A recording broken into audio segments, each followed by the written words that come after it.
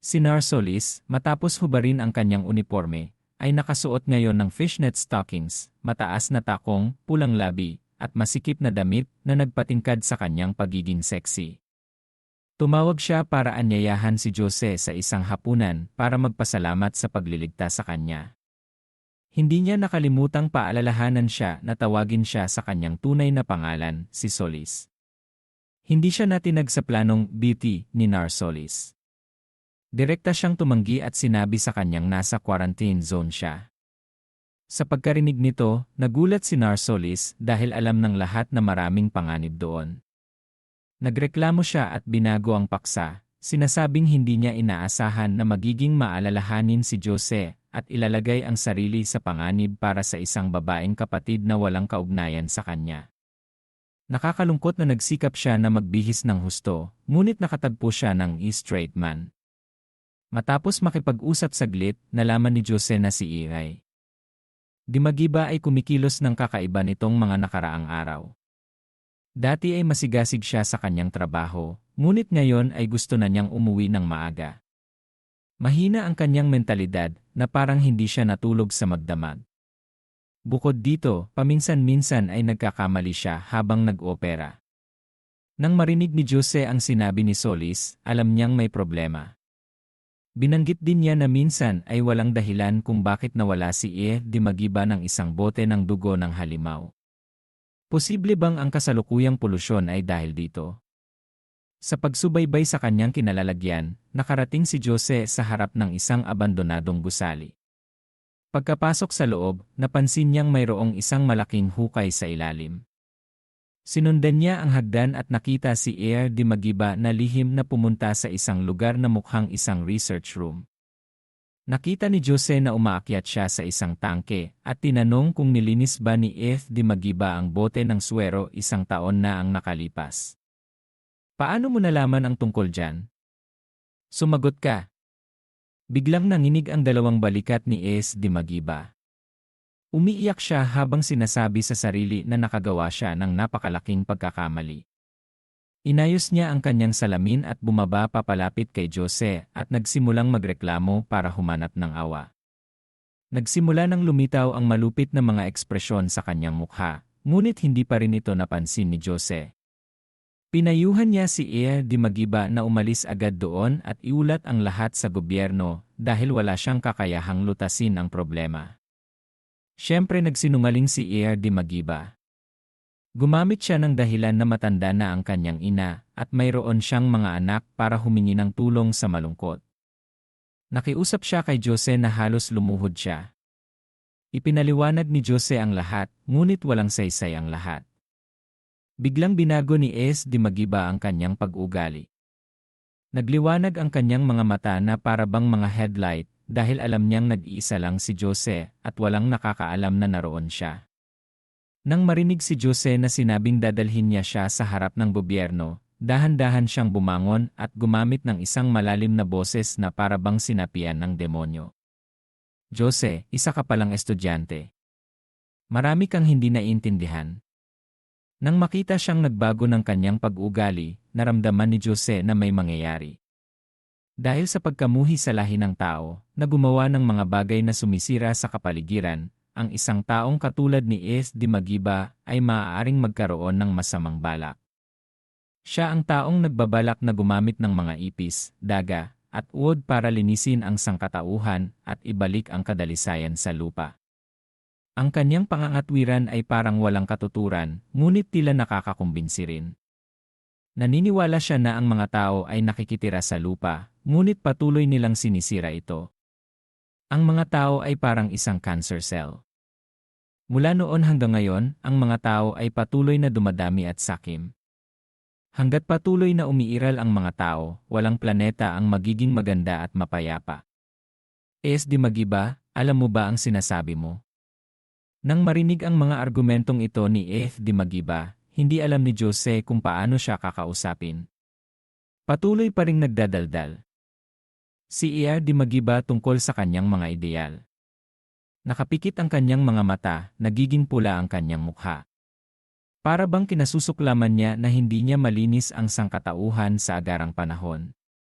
Di magiba, nasisiraan ka na ng ulo.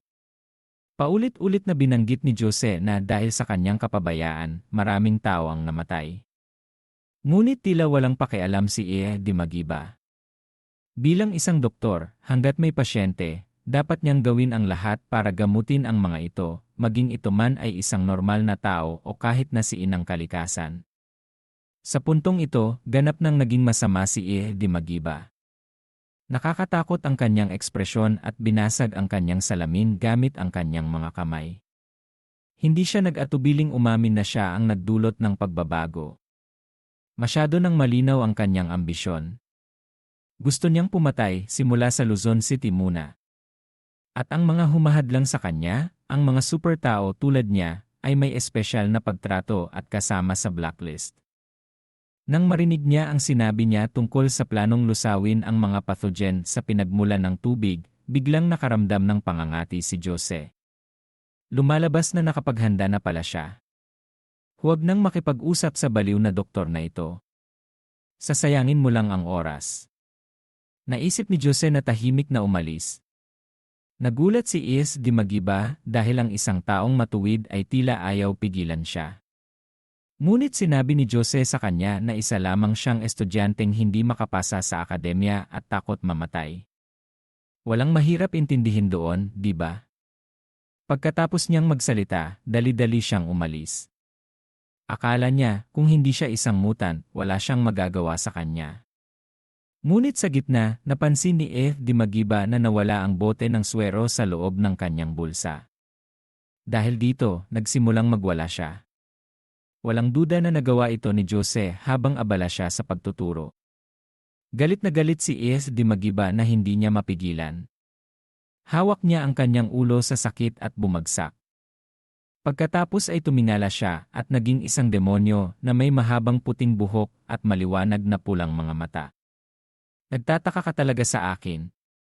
Lumalabas na ginamit mismo ni Di Magiba ang kanyang sarili para mag-eksperimento sa gamot na nagdudulot ng pagbabago. Kaya ngayon ay binago na rin siya, hindi tulad ng mga ipis, daga at mga uod. Ang baliw na ito. Nang makita siyang hinahabol, lalong binilisan ni Jose. Sinubukan niyang sunggaban ang hagdan gamit ang kanyang dalawang kamay. Akala niya ay makatakas na siya, ngunit hindi niya inaasahan na ang mga alagang hayop ng mga ay mas mabilis pa. Tumalon sila at kinagat ang lubid na nagdulot kay Jose na biglang mahulog. Tumingin sa madaya ng mga alagang hayop sa harap niya, naramdaman ni Jose na minamaliit niya ang baliw na doktor. Ngunit sayang, hindi rin siya isang normal na tao. Umikot ng bahagya si Jose na nagdulot sa kanyang katawan na lumipad. Sa paglapit sa bunganga, napansin niyang may kaunting simento sa malapit. Swerte niya. Agad na ginamit ni Jose ang kanyang kakayahang palakasin para gumamit ng simento at takpan ang butas. Hindi nakaiwas ang mga halimaw sa ilalim at umuntog ang mga ulo nila. Nasaktan ang bawat isa sa kanila, ngunit tila hindi sumuko ang kanilang amo. Dinilaan niya ng bahagya ang kanyang labi.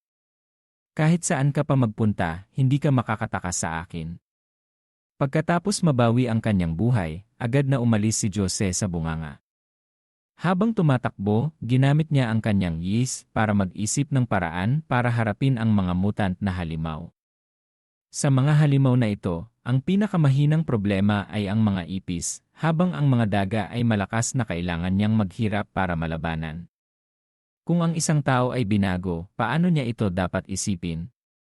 Dahil ayaw niyang mapahamak ang grupo ni Liza, at sa huli ay walang ibang pagpipilian kundi ang tumakbo sa paligid, subukang mag-antala ng oras at maghintay para sa pagdating ng gobyerno. Sa kanluran ng isang gumuho na gusali, mayroong isang grupo ng mga super tao na lumalaban. Ito ang grupo ni Lopez na tumangging papasukin si Jose sa simula. Lahat sila ay masaya at walang alam na may panganib na paparating sa ilalim ng kanilang mga paa. Sa loob ng wala pang isang segundo, bumukas ang takip ng imburnal na nagdulot sa lahat ng mga tao na nakatayo roon na lumipad hanggang sa langit. Lumitaw si Super Monster Doctor sa harap nila. Ngunit tila wala man lang nakaramdam ng takot sa grupo. Sa katunayan, tumawa sila ng masaya dahil hindi nila alam kung saan biglang nahulog dito ang isang mutant na halimaw.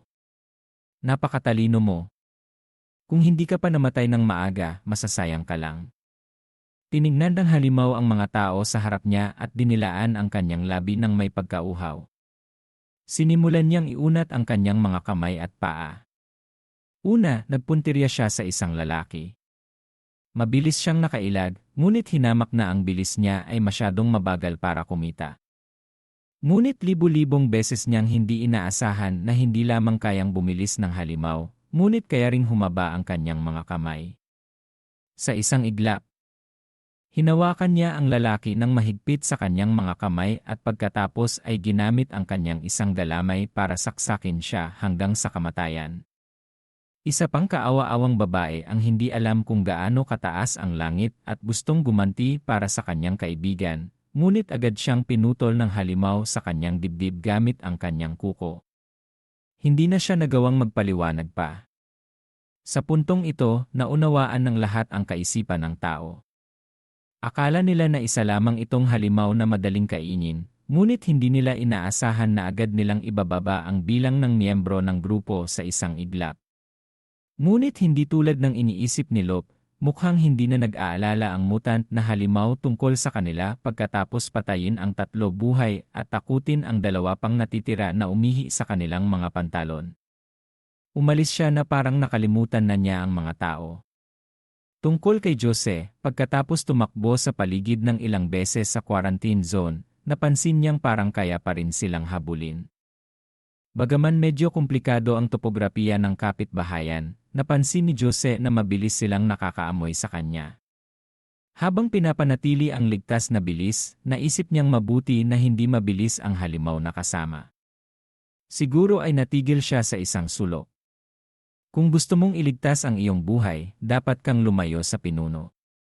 Habang tumatakbo si Jose, pinapanatili niya ang pagtingin sa paligid. Sa pagdating sa isang gasolinahan, mabilis siyang huminto at gumamit ng gasolina para direktang ibuhos ito sa kanyang katawan para linlangin ang pang-amoy nila. Hindi niya makita ang mga tao sa gobyerno. Posible bang masyado siyang nagtitiwala sa ng sexing nurse na yon? Ngayon, ang kailangan niya lang gawin ay tulungan ang sarili niya kung ayaw niya na ang unang bagay na gawin sa pagdating ng mga rescuers ay ang linisin ang mga bangkay. Ang epekto ng gasolina ay hindi nakakatawa. Pagkatapos niyang ibuhos ito sa kanyang katawan, agad na nailihis ang atensyon ng mga halimaw at tumigil sa paghabol sa kanya. Ngunit para lang iyon sa mga halimaw na may malalaking ulo at kaunting utak. Mayroong isa pa ring halimaw na mukhang mas makatwiran. Malinaw naman na dumaan na siya, ngunit lumingon pa rin siya. Kasunod nito, ang grupo ay tumakbo diretsyo sa gasolinahan kanina. Nagtago si Jose sa likod ng istante habang bumibilis ang tibok ng kanyang puso. Nagkonsentra siya ng 2,000% ng kanyang lakas at nakinig ng mabuti. Sa simula, umaasa siya sa ingay para malaman kung saan nakatayo ang halimaw, ngunit pagkatapos ng 11 minuto, huminto ang mga yapak. Sobrang tahimik sa paligid. Balak na sanang lumabas ni Jose at subukan nang biglang napadaan ang kanyang tingin sa salamin. Nakita niya ang halimaw na sumasalto mula sa itaas. Nagulat siya at mabilis na umiwas. Nagpanggap ang halimaw na nagkamali sa kanyang pagpuntirya at dinaganan ng istante, nasasaktan. Alam niya rin na siya ang halimaw sa grupo na may pinakamatalas na ilong. Walang silbi ang tumakbo.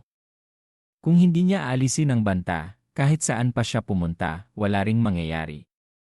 Gumulong ang halimaw ng 12 beses at nakaalis sa bitag na nakadagan sa kanyang likod. Ikinuyom ni Jose ang kanyang kamao, nagkonsentra ng buong lakas niya para humanap ng solusyon para iligtas ang kanyang buhay. Ang kabuang kapangyarihan ng sandata ay ang hipo ng sulfuric acid higpit sa sahig at binuka ang kanyang bibig, na para bang hindi niya malunok ang lahat sa isang subuan. Nagdusa ng walang katapusang sakit si Jose, ngunit kalmado niyang ginamit ang kanyang kamay para paliparin ang isang bote ng soda sa istante sa ulo nito. Naapektuhan ng bigla ang pagtama, nahilo ang halimaw sa loob ng 5 segundo. Agad na ibinuhos ni Jose ang lahat ng kanyang lakas para suntukin siya ng malalim sa leg. Naubo ang halimaw at pinakawalan siya. Sa pagkakataong ito, sumugod siya at ibinuhos ang lahat ng kanyang lakas sa kanyang mga kamay. Ang huling resulta ay gumawa sa halimaw na lumubog sa dingding at ang kanyang ulo ay sumingaw ng walang malinaw na kinalalagyan. Halos sa parehong oras, si Ea di Magiba sa labas ay nabasag ang isang balikat. Kaakibat ng katawan ang halimaw, ang kamatayan ng katawan ay nangangahulugan din na nawalan siya ng isang bahagi ng laman. Nagnalit siya at pabigat na naglakad kasama ang natitirang mga halimaw papunta sa pinangyarihan. Nang makita ang kanyang mahal na alaga na patay sa sahig, nagalit at nabaliw siya at agad na inutusan ang natitirang mga alaga na magsok at hatiin ang kanyang katawan. Kailangan nilang kainin ang kanilang sariling mga kasama para umunlad. Pagkatapos nilang makamit ang pagdadalaga, agad silang pinakawalan para hanapin si Jose. Narinig niya ang pagbabago, kaya kailangan niyang magmadali at magmadali. Ang kakaiba sa lahat ng ito, pinatay na niya ang halimaw na may pinakamatalas na ilong. Bakit patuloy pa rin sa paghabol sa kanya ang iba pang tatlo? Pagkatapos makinig saglit, nakita niyang parang iba ang sigaw nila. Tumakbo si Jose sa isang lakad papunta sa katunayan. Ang Pico Lens area ay isang amusement park na may slide sa loob. Komplikado ang topografiya ng lugar na ito, kaya kahit anong mangyari, may pagkakataon pa ring pahabain ang oras. Isa pa, hindi naman epektibo ang mabahong katawang ito. Nagpunta si Jose sa tabi ng lawa at hinugasan ang gasolina sa kanyang katawan. Kung magtatagal, natatakot siyang maging inihaw na baboy bago pa man makasipsip ng apoy. Anong uri ng iwas ang dapat gawin? Mahuhuli rin siya. Naisip ni Jose na marahil ay dapat niyang patayin muna ang may kasalanan para mawala rin ang mga halimaw. Sa sandaling ito, sa wakas ay dumating na ang mga halimaw. Pagkakita sa kanila, muntik nang sumigaw ng malakas si Jose. Kung ikukumpara sa unang pagkakataon na nagkita sila mga 10 minuto ang nakalipas, hindi na niya sila makilala ngayon. Ang malaking katawan na ito, posibleng bang may kinain pa sila? Ang halimaw na may 2 braso na mukhang pinagsamang palakol at kutsilyo ay tumalon mula sa matataas na pader. Una, naghagis siya ng palakol patungo kay Jose, ngunit nasayang ito, na nagdulot sa lupa kung saan siya nakatayo na magkaroon ng malalim na bakas. Pagkatapos ng ebolusyon, nadagdagan ng maraming beses ang lakas ng bloodthirsty monster. Hindi lang siya hindi napapagod, ngunit mukhang mas malupit pa at mas determinadong kumilos. Bawat palakol na ihahampas niya ay kailangang iligtas ang buhay ng iba. Matapos ang malapitang labanan, wala pa ring nanginibabaw, ngunit nakatulong din ito sa kanya na mapagtanto na tila bumagal ang bilis ng halimaw. Sa pagtuklas ng kahinaan nito, nakaramdam din siya ng mas tiwala. Hoy, kung gutom ka, lumapit ka at kumain. Tiningnan siya ng halimaw ng medyo nalilito. Siguro iniisip niya kung ano ba ang balak gawin ng simpleng taong ito. Sa sandaling ito, dumating na rin ang mga kasama niya. Sa pagkakita sa pagkakaiba sa lakas sa pagitan ng 2 panig, naramdaman ni Jose na parang naglaro siya ng bahagyang bobo. Ang pinakamagandang paraan ay lumingon at tumakbo. Agad siyang umakyat sa mga riles. Makikipot ang espasyo sa itaas. Kung kaya niyang lumaban ng malapitan sa kanila dito, titiyakin niya na isa laban sa isa. Tiyak na nahulog ang mga halimaw at isa-isang umakyat. Naghintay siya para sa unang taong lumapit. Kalmadong ginamit ni Jose ang kakayahang paghila niya ng elemento para baguhin ang kanyang kamao sa bakal na kamao. Biglang sumikat ang nakakasilaw na liwanag ng metal. Itinutok ni Jose ang kanyang layunin at sinuntok ang halimaw na bumagsak sa ibabang kalahati ng katawan. Ang lakas ng kanyang suntok ay dapat sabihin na napakahusay. Ang bloodthirsty monster ay umunlad ng hindi bababa sa antas ng general ng digmaan, ngunit madaling nadurog ang kanyang baga sa isang kumpas. Nakakahiya rin naman. Napahiyaw pa si Jose. Tinignan niya ang mga halimaw sa harap niya at gusto lang silang pumunta dito ng mabilis para madali niyang masira ang ulo nila. Ang 2 natitirang halimaw ay matalino rin. Isa sa kanila ang nagbabalak na kumilos ng patago sa likuran ni Jose, ngunit sayang at nakita niya ito. Gusto mo akong kainin? Maaari mo bang daanan ako? Patuloy na sumugod ang halimaw sa harap. Binuka niya ang kanyang bibig at sumugod, tapos ay ginamit ang kanyang pinagsamang palakol at kamao para hiwain. Ginawa na naman ni Jose ang kanyang kamao, ngunit hindi niya maintindihan kung bakit ang susunod na kontak ay hindi laman, kundi isang kalansay na armor. Pawisan ng lamig si Jose. Malinaw naman na hindi niya nakita kanina. Bakit kaya sobrang bilis ng ebolusyon ng mga halimaw na ito?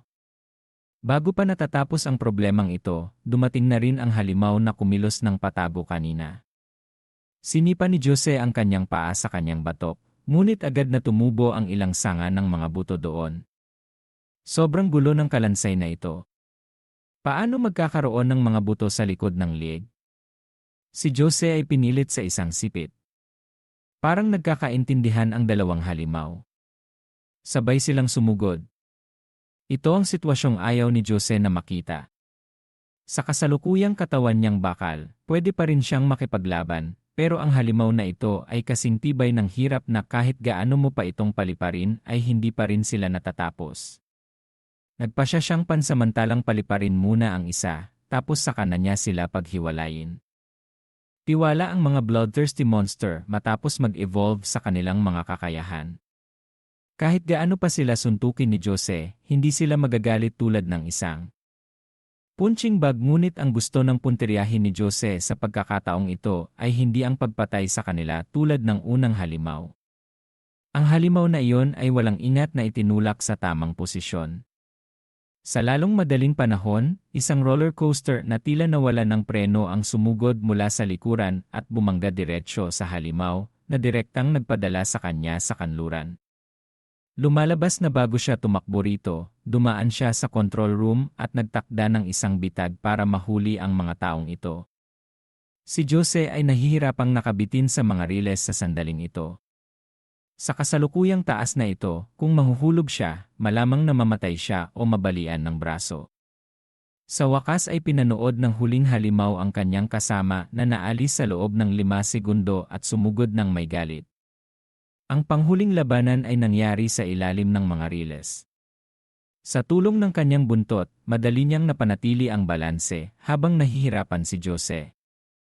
Nakakagulat, si Jose ay sumugod at hinawakan ang kanyang pulso. Lumalabas na matagal na niyang pinaplano ito sa kanyang isipan. Ang halimaw na ito ay isang parasito lamang sa katawan ni AFD Magiba. Kapag namatay siya, mamamatay rin ang karamihan kay AFD Magiba. Sa mga riles na ito, mamamatay ang sinumang mahulog. Para magkasundo sina Jose at ang halimaw at makatulong sa iba. Ang panalo pa rin ay si AFD Magiba. Kung kinakailangang mayroong isang mataba na pad, hindi siya dapat.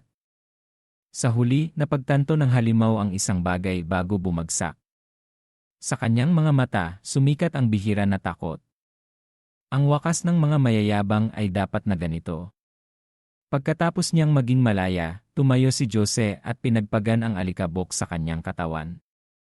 Naghanap siya ng isang banyo sa malapit at hinugasan ang mga dumi sa kanyang katawan gamit ang hose. Sa sandaling ito, biglang tumawag si Narsolis. Nang makita niya na sa wakas ay sinasagot na ni Jose ang kanyang telepono, nabahala na siya at nanginginig. Lumalabas na natagpuan ng gobyerno ang gusali na iniulat niya. Mayroong maraming mga halimaw na hindi normal na nagbago sa loob nito. Sinusunog ng mga tao sa gobyerno ang hurno para mapuksa sila, ngunit hindi nila nakita ang figura ni Jose o si AFD Magiba. Sinabi sa kanya ni Jose na si AFD Magiba ang dahilan at nakuha na niya ang bote ng suwero. Hanggat nasa kanyang kamay ito, may pag-asa na makagawa ng lunas.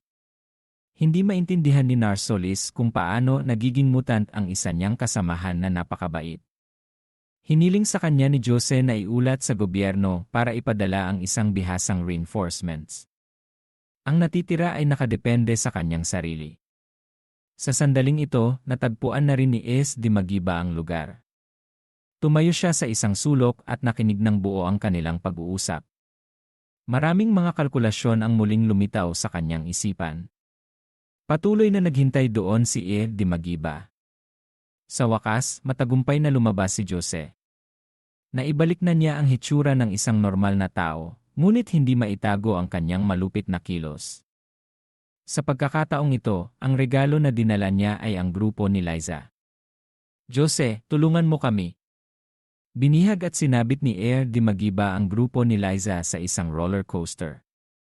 Dahil nagkita siya sa daan, nagbabalak na sana siyang patayin sila. Ngunit nang marinig na sinabi nilang may relasyon sila kay Main, nag-atubili siyang iligtas ang buhay ng dalawang babae sa grupo. Tila nagmamalasakit pa rin ang dalawang babae sa grupo, ngunit ang dalawang tanga ay patuloy na nagrereklamo at nagmamakaawa. Alam ni Jose na hindi niya kayang talunin ang malaking halimaw na yon. Sa pagkakataong ito, ang tanging paraan ay ang pahabain ang oras at maghintay para sa mga taong gobyerno na dumating. Sa sandaling ito, gustong-gusto ni di Magiba. Nagsimula na siyang pagmasdan si Liza. Matapos na label na kasintahan ni Jose, kahit na malapit na siyang mamatay, namula pa rin siya sa kasiyahan. Nagsimula si Jose sa isang brainwash kay Irie. Pagkatapos talakayin ang kahulugan ng buhay, binanggit niya ang karagdagang halaga at kultura ng sangkatauhan. Sa tingin ko, ang kulang na lang ay isang mesa sa tsaa para maging kompetisyon ito sa pagtatalo ng isipan ni McLennan. Pagkatapos ng pagsasalita, walang sumuko, kaya hiniling ni Jose na magsolo sila sa isa't isa. Kung sino ang manalo, siya ang tama. Di Magiba, isang taong may kakaibang ugali, syempre ay hindi susuko. Kinuha ni Jose ang bote ng swero para gawing pustahan. Napatawa siya at hindi niya alam kung sasabihin na masyadong bobo siya o purihin siya sa kanyang tiwala na hindi niya alam ang kanyang sariling lakas. Hindi kailangang maging komplikado. Kung hindi mo ibibigay, papatayin ko ang apat na ito. Sige, patayin mo sila. Sila ay mga estudyante ng Super Academy. Sa unang araw ng kanilang pagpapatala, kinailangan nilang manumpa na gamitin ang kanilang buhay para ipalit ang kapayapaan sa bansa. Kung mamamatay sila, anong nakakatakot doon? Pagkarinig nito ng lahat, hindi na mapigilan ng lahat ang kanilang mga luha. Ang teorya ni Jose ay kapag sinabi, hindi na mangangahas na magreklamo kung ano ang tama o mali. Gustong-gusto ni di Magiba. Pinalabas niya ang ilang mahahabang kuko. Ang unang hampas na ipinalipad niya ay tumusok sa tuhod ng batang lalaki na may berdeng buhok. Palaging natatakot ang kanyang pag-ugali sa kamatayan at biglang nakaramdam ng matinding sakit. Umiiyak na ang kanyang mukha at hindi makilala. Papatayin ko ang mukha ng maganda mong kaibigan. Pagkatapos niyang magsalita, sabay na tinusok ng pangalawang panulat ang braso ng babae. Kahit na sinubukan niyang pigilan ang sakit, sa kabutihang palad ay nagawa niyang gumalaw ng bahagya sa gilid.